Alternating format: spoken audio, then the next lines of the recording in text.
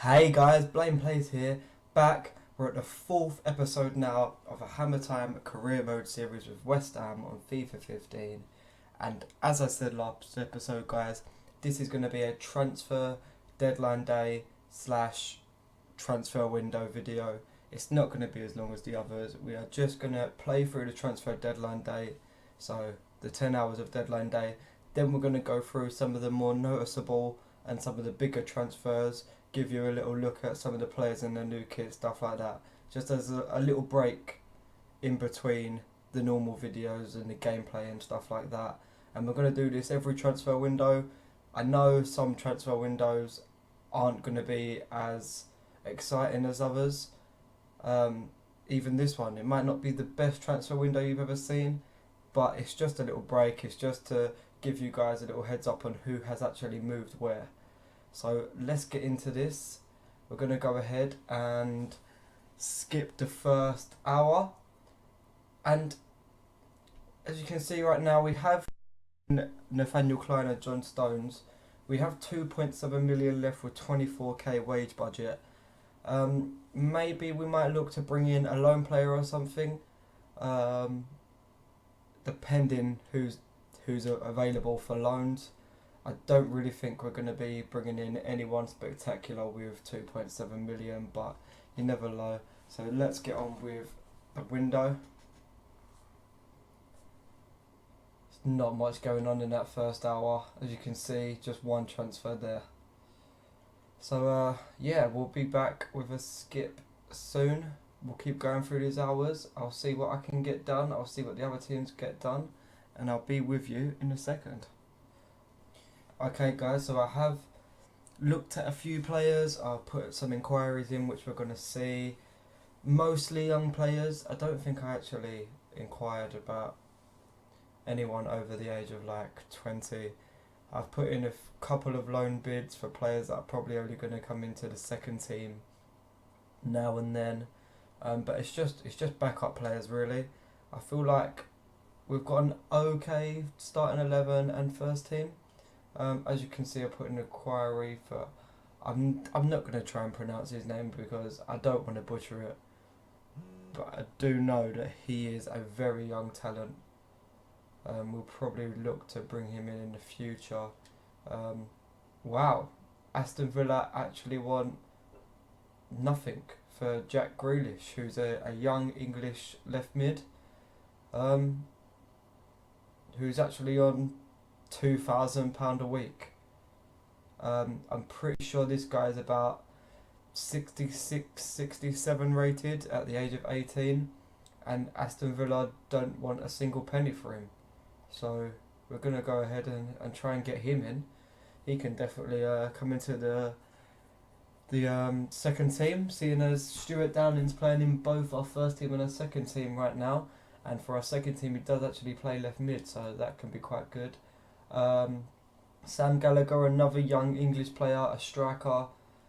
We might try and get this done to see what his wage budget's like.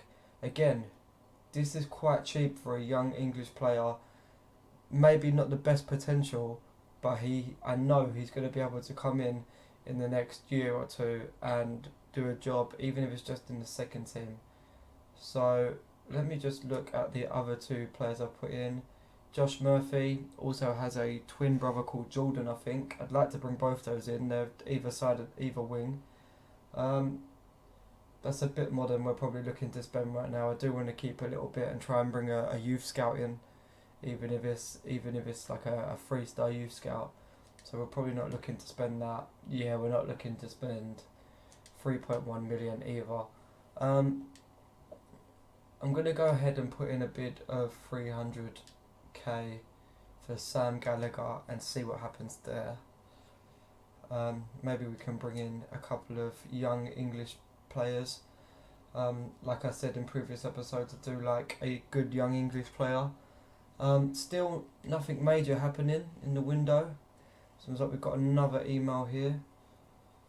And as you can see, we did actually put a bid in for Balzaretti of Roma, who's a left back, because as I said before, I'm probably looking to get rid of Joey O'Brien. Balzaretti is 32, but again, it's just going to be cover for Creswell, really. And yeah, as you can see, Newcastle obviously going in for him as well. Still nothing happening though, majorly. Just that one transfer so far on deadline day. And still, it doesn't really look like much is going on. You usually get a major transfer go through, but not looking at it right now. I'm gonna go ahead and loan this guy out. He's just joined, so we can't sell him yet. He's not going to be too great. Now Barcelona have accepted the loan offer that I sent them for Munir. I've heard good things about this guy. Again, he's just going to be really cover. So if we can bring in Grealish for 0, I'm going to go ahead and install this, because if we're going to bring in Grealish, I don't really think we need to bring in Munir. I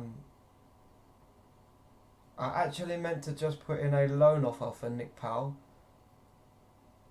but I managed to accidentally offer 0 as a future fee. Again, I'm going to put in this loan bid for Nick Powell because our second team attacking mids right now is Kevin Nolan and Ravel Morrison. So Nolan, stamina's not going to be great, he's getting old. So I'd like to have someone in there just to, as cover again. I mean, I'm pretty certain on my starting 11 and my second team. As you can see, they've accepted an offer from another team.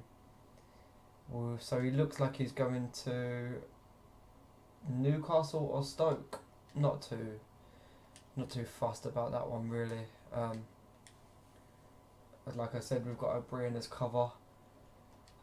Any major transfers going through yet? Again, nothing major there. As you can see, Balzaretti completely moved to Newcastle. Like I said, I'm not too bothered about that.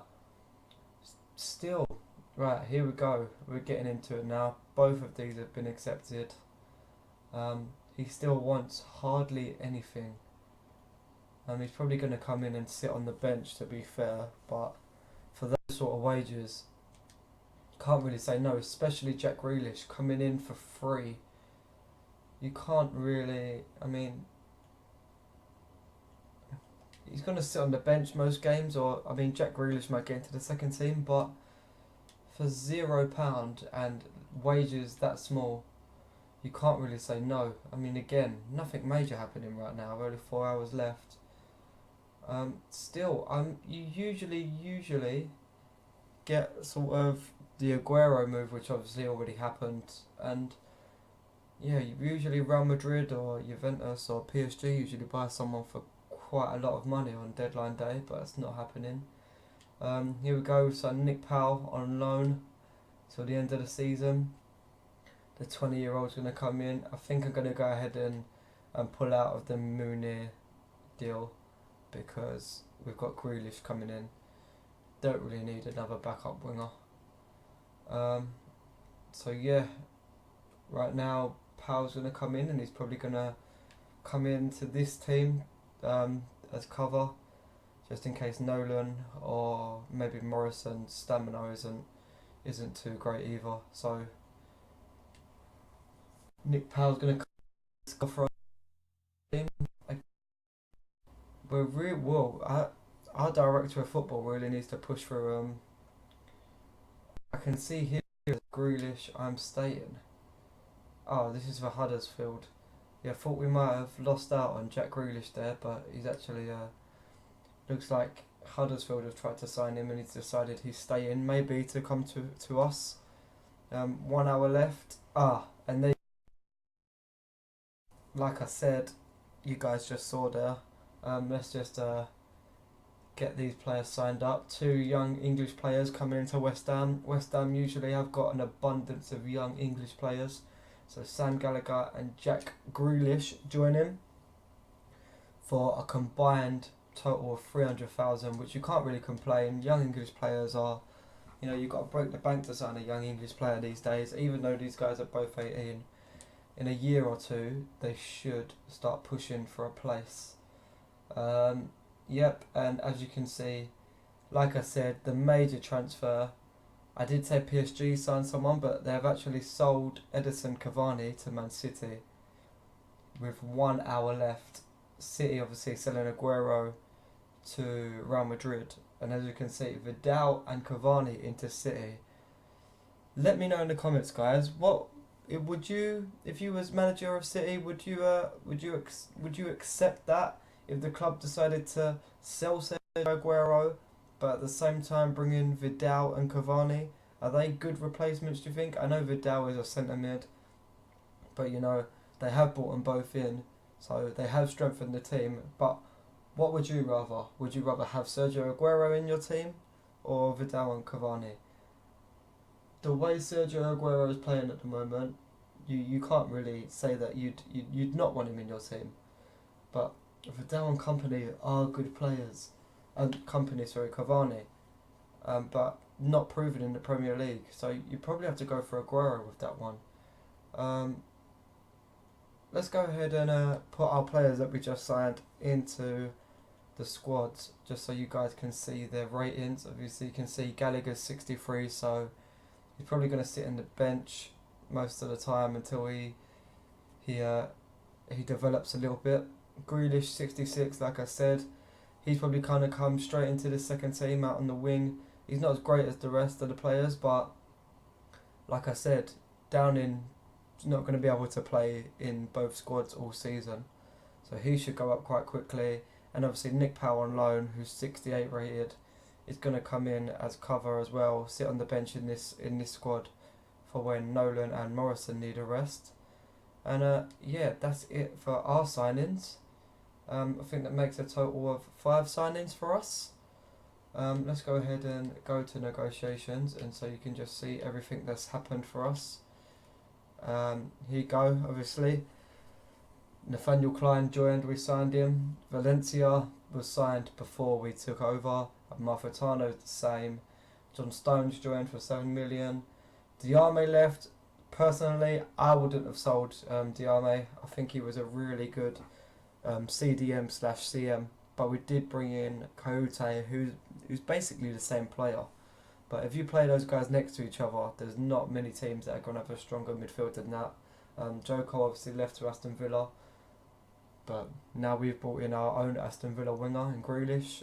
Sacco joined before we took over. Like I said, Coyote. Creswell, I think is a great signing. He's played really well for us so far this year. Matty Taylor went to Burnley. Obviously, we sold Guy Demel to Hull. Stephen Henderson, that is, not Jordan, the keeper, went to Charlton. And then, as you can see, Nick Powell, Grealish and Sam Gallagher joined on deadline day. And I think these guys are just who have left us on loan right now. Yep, as you can see, actually Spiegel actually left the club. And these other 4 guys, Lee, Chambers, Page and Bywater. Oh, Bywater left permanently as well, so these 3 guys here left on loan. So now, guys, we're going to go ahead and skip this final hour. As you can see, 72 million spent on deadline day. That's not as high as I've seen it. I've seen it in the late 100 before, like 170 million. As you can see, we should get an injury to Jeskalainen. Yeah, I've seen it in the 170s before, so it's not the most exciting deadline day. Hopefully we're going to, in deadline days to come, we're going to have a lot more exciting transfers happening. I'm not saying the transfers haven't been exciting so far, because big players have made big moves, but there's just not a lot of them. As you can see, we've got players leaving on international. Klein getting into the England team, which is, I like to see that. Should really be, behind Walker as second right back for England. Glenn Johnson really needs to be dropped. So yeah, that's deadline day finished. Now okay guys, so here we are. As you can see, like I said, we're going to show our players first that we managed to sign. Here's our first player, John Stones, signed for us for 7 million. Bit of a bargain, depends whether he develops well, I guess. Like I said, I do like a young English player, so hopefully he can become a star centre-back for us. Okay, secondly, we have Jack Grealish, who, as you just saw on transfer deadline day, signed for absolutely nothing. I don't know why Aston Villa decided that we could just have him. You know, why you don't need to pay. He's 18, he's got a decent rating. Just take him, basically. So, I don't know if that's a bug or whatever. I've never actually gone in for Grealish before. But yeah, we signed him for absolutely nothing. And he's actually gone up a rating already. We haven't played any games. We literally just went forward in time a couple of hours through deadline day. I checked my squad report and he's actually gone up to 67 already. So hopefully this guy is going to develop really, really well for us and maybe even break into the first team. Who knows? I've never actually gone in for Grealish before. But yeah, we signed him for absolutely nothing. And he's actually gone up a rating already. We haven't played any games. We literally just went forward in time a couple of hours through deadline day. I checked my squad report and he's actually gone up to 67 already. So hopefully this guy is going to develop really, really well for us and maybe even break into the first team. Who knows?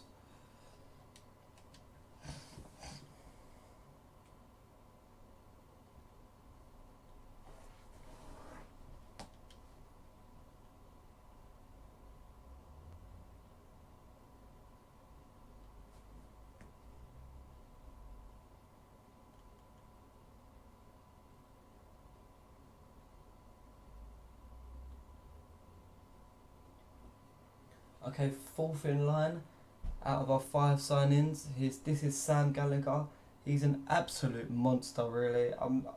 He's about 6'3", I think, 6'2", maybe corrected in the comments. Yeah, again, we brought him in for quite cheap. He is only 63 rated, but he is only 18 years old. He's probably going to come on now and then, maybe get a couple of starts, depending if we get some good cup ties in the League Cup and the FA Cup. If we get like a League 2, League 1 team, then maybe we'll give Sam Gallagher a start up top. He could be our new Andy Carroll, seeing as Andy Carroll's not really doing much for us as a target man. He has scored a goal for us, obviously, Andy Carroll, but he's not really doing much during the games. As you can see, Gallagher is actually number 10 at the moment. I'm going to be rectifying the squad numbers after this video. I haven't actually been through and checked everyone's number yet. So that's something I will be doing once this video is uploaded. Okay, so 5th out of all of our signings before we get into some of the more noticeable signings in world football. We have Nick Powell, who we signed on loan until the end of the season. We're going to see how it goes. Obviously, we've only signed him on loan as cover for our other attacking mids. We have like 3 or 4 of them anyway.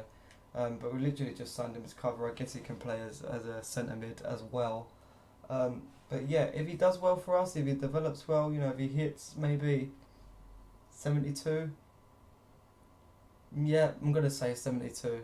Maybe we'll look to bring him in permanently at the end of the season, but obviously there's a long way to go yet.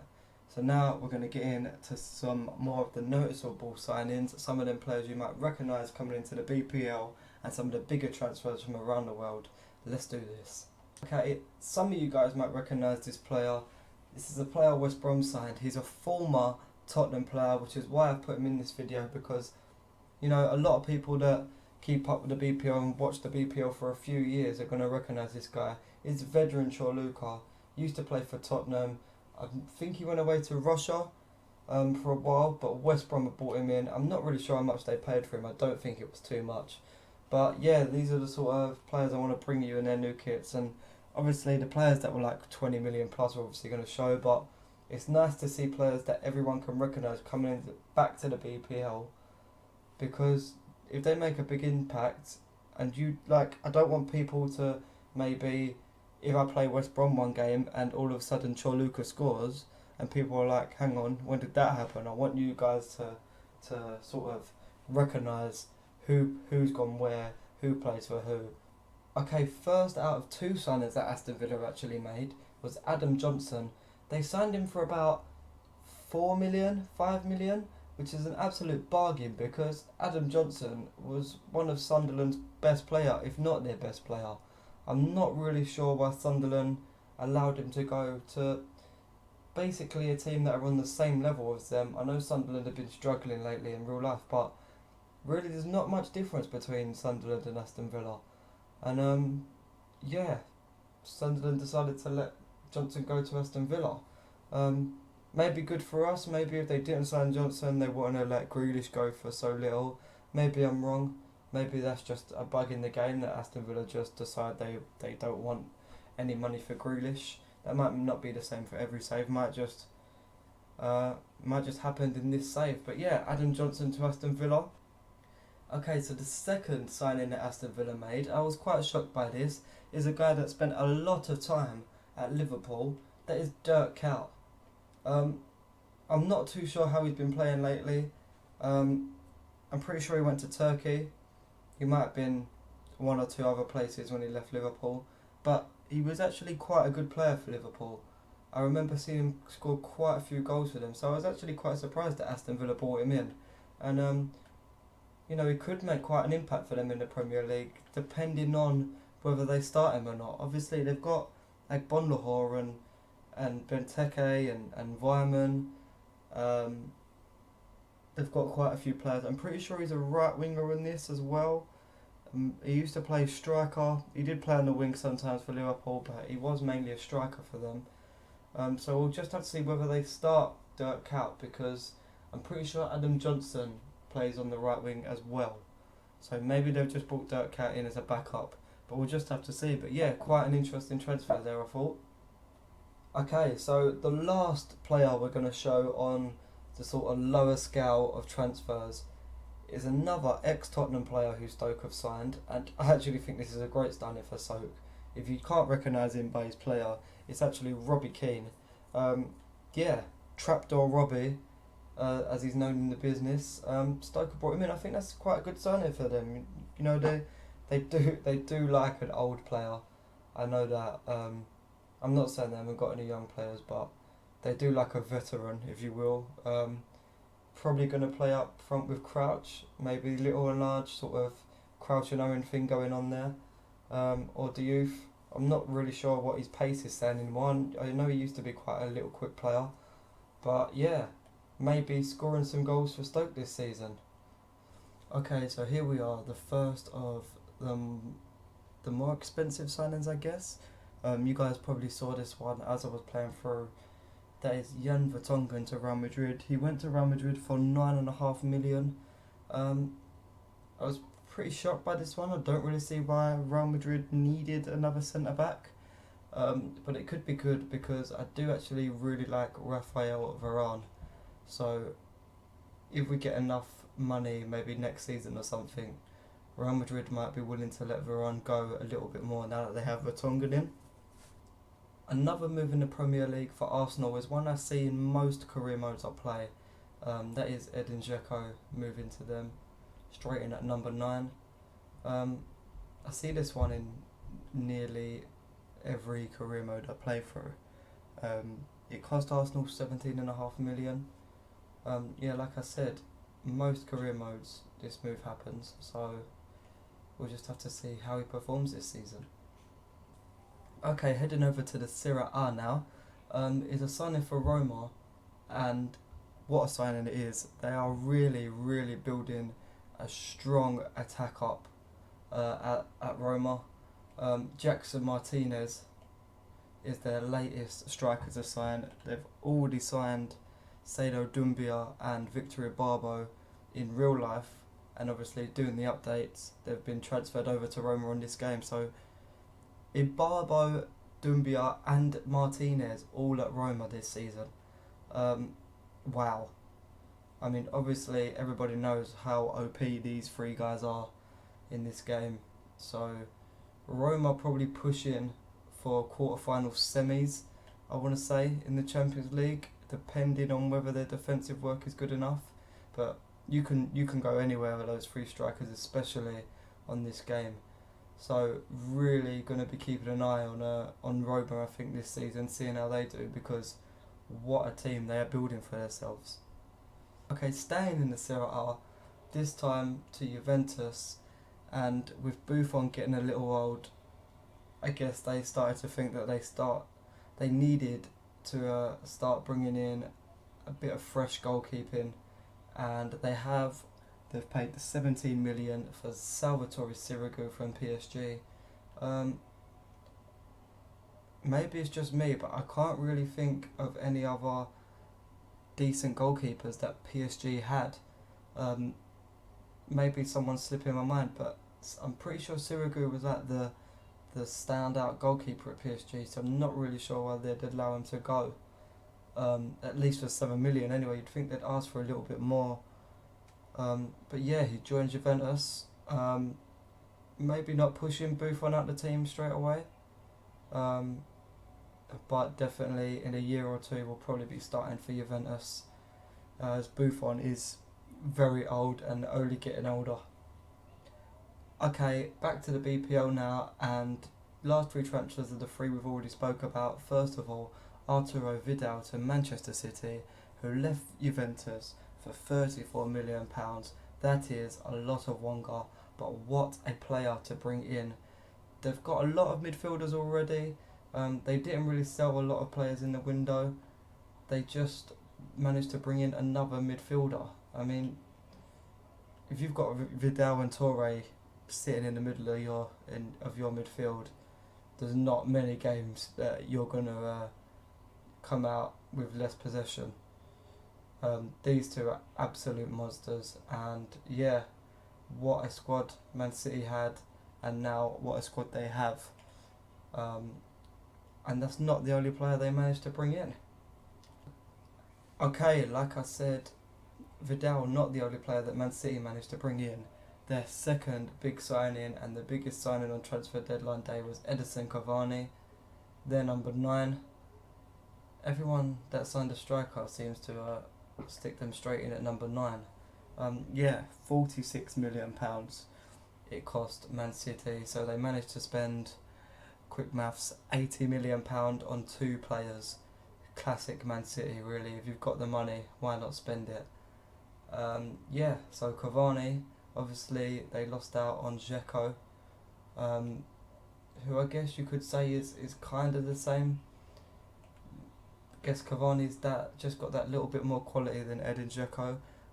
PSG actually selling Cavani and Sirigu is a bit of a shock, because, you know, like I said, Sirigu, their only standout keeper, Cavani, one of 2 strikers that they have that are always going to start.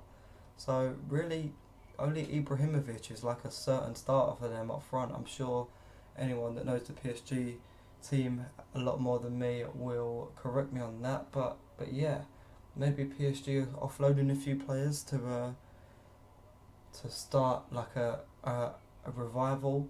Well, not a revival, they haven't really dropped, but like an overhaul of their players, and maybe they're going to spend big in January or the start of next season, start bringing in some big players to Paris Saint-Germain. Okay, lastly, we're back to Madrid, and obviously the biggest transfer of the window, probably the biggest transfer that's going to happen all season, is another transfer you see a lot of, usually around January and the start of the second season, but it happened straight away for this one, and Sergio Aguero has gone to Real Madrid for 59 million. So like I said, Man City spent 80 million on players, but really they got Cavani and Vidal for 21 million after selling Aguero. He's an amazing player. I'm wishing him all the best of luck at Madrid, and you know what?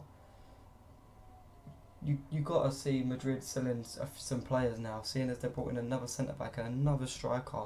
They only play one striker anyway, so Benzema and Aguero are going to be fighting it out. It'd be interesting to see who prevails in that fight. I'm guessing it's going to be Aguero. Benzema sort of becoming more and more on the fringes at Real Madrid, and maybe, I mean, it's not likely, a bigger team will probably snap Benzema up, but if he's going on the cheap, why not try? Okay guys, so that's it for this episode. It was a little different. I hope you enjoyed it. We're going to do that every transfer deadline day, Going to go through all the old transfers and stuff like that. As you can see in the 5th episode, which will be out Friday, we're going to be facing Hull City, the return of Diame. It's going to be away. We're going to start hitting 3 games an episode as well, getting a bit more gameplay in now. We haven't really had a lot yet, but now we're into the good stuff. No more transfers until January. It will just be all of games, probably a few injuries, a few stories here and there, but mostly we'll be getting on with the season and try to do well with West Ham United. I've been playing plays, you've been you. I'll see you then, guys, and I'll catch you with some flip-flops later.